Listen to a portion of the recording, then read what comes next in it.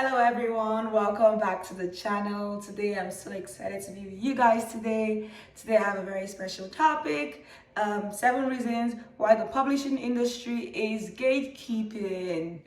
So we're gonna get into it, and this topic is inspired by just like a lot of things that have been happening in the news recently regarding the big 5 publishers and how they are becoming more and more of a monopoly. So that inspired this video. But before we get into that, what is gatekeeping? Gatekeeping is basically when an institution has the right to say yes or no to your project, or when they decide which projects get greenlit or put into like mass media and culture. So the publishing industry is a very big, important part of free speech, popular culture, and things like that. And they have so many reasons why they decide, okay, we're saying yes to this project, we're saying no to this project. And they've said yes and no to many projects, but we know that historically they don't have a history of diversity, which they are trying to rectify.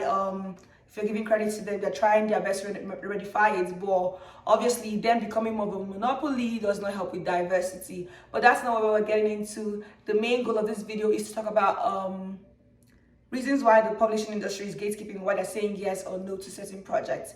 The first one, which happened to be the most popular one from my research, is market size. So does your book have, what market size does a book or project have? So certain books have like popular appeal. Many times popular appeal means young white girls, to be honest. Let's just put that out there. Think of when the Crow Dogs sing, that one had popular appeal. All the people in that demographic liked that book, so it had popular appeal. Some projects have more of a niche audience. They have like maybe more like bakers who are 70 and older, like maybe that's the audience, and that might be a very hard audience to get into, especially because most people in that age range might be finding it hard to read physical copies of books. So yeah, some projects have a very mass audience, and mass audience could be like everyone in any sort of institution or school. That's a huge audience. Many young people are in schools, so like if that's your audience, so like it depends on your market size. And some projects don't have a defined market size. So if the publisher looks at like, okay, this audience is too niche for us, because let's remember, everything I'm gonna say in this video, the bottom line of most publishing companies is profit. Capitalism, making money, that's like the bottom line. The industry needs to make more and more money to survive. So when they're looking at the projects, most times about like marketability, how much reach can this project have. So that's something to keep in mind for sure. The next thing, which goes in line with making money, is how expensive the project is to produce. So some projects the book have a like sweet spot of like 230 to like 300-ish pages of like the most books are within that page range. Many things outside or below that are usually more expensive to produce.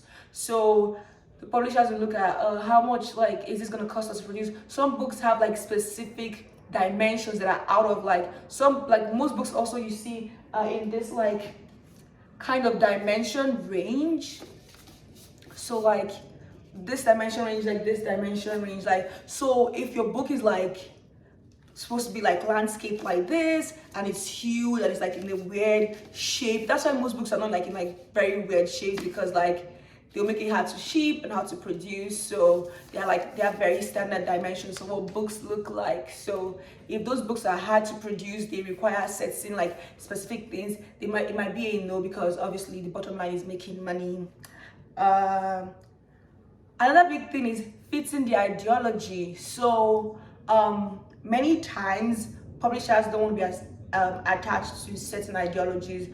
Obviously they're not. It could be a thing of censorship. That could be the question, but many times it's not. Why am I giving them the benefit of doubt? Many times it's not about censorship. Many times it's about like the topic is too iffy or too contradictory at the moment, or maybe it's just like a hot button topic and they don't want to be attached to it just in case it goes haywire. Obviously there are things like hate speech that should be a no-no, like that should be condemned. But also the definitions and the margins of what hate speech is kind of like iffy. But then also there is the thing of freedom of speech. So there's like a lot of like things to be aware of when we're like dealing in contradictory issues. Certain publishers don't want to be like race, for example, used to be a very no topic like for a long time, and publishers will not publish things like with very racial content involved. But like obviously that has changed, and things are changing in different like genres and specifications as well. So yeah, that's something to keep in mind, because many times the girls don't want to be attached to your ideology. And you know what? If that's what you want, that's fine with me, you know? Yeah, so that's it. Next one will be writers who don't have press.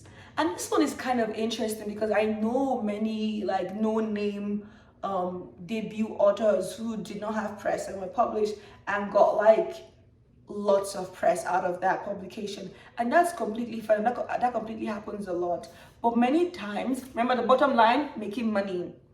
Publishers like authors who have press already, who already critically acclaimed in something, or like popular in something, because that gives them a jump start for their marketing campaign.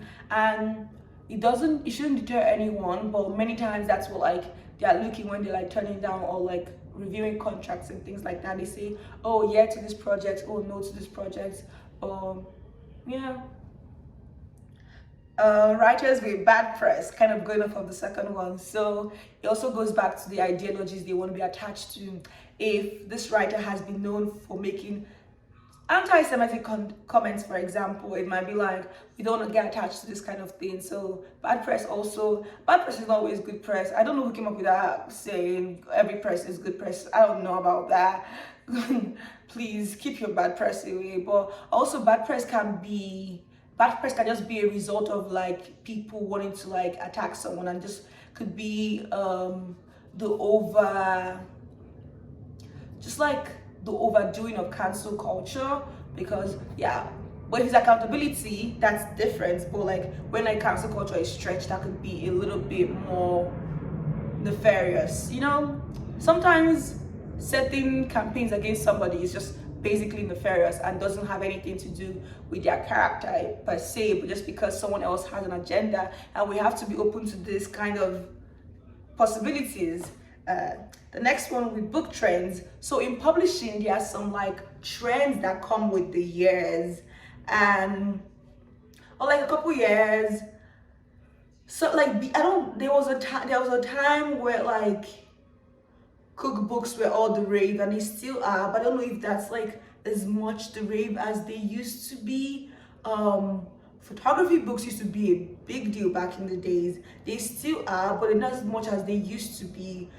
Certain kind of non-fiction memoirs, there's like comings and going. Certain kind of genre novels are comings and going. Certain kind of literary novels with particular themes, they have the comings and goings. So because their bottom line is making money, they look at what are the trends in publishing. I know what's funny about this whole situation. Many times they set the trend because they are the gatekeepers of culture and publishing culture. So they decide what gets published, what gets put out into the unknown, into the world, and many times that creates the trend. So they set the trend. So why the heck?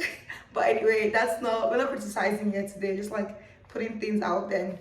And number 7 is narrow-sightedness or narrow-mindedness. And the thing about publishing many times is that the editors and people on the low level probably like are all for inclusion and more foresight because they are on the ground level. But there are people we call the orgas at the top who sign the checks and who do the big deals, and they have a specific idea of what the world should look like, and they've had the idea for probably 70 generations, and they're pouring that out.